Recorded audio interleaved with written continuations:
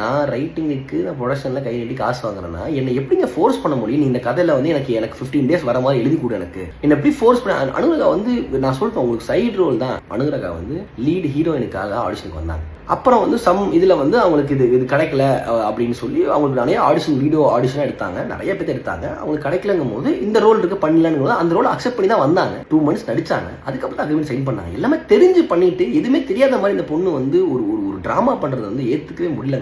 He told side character, main character ஏன் categorise பண்றீங்க நீங்க?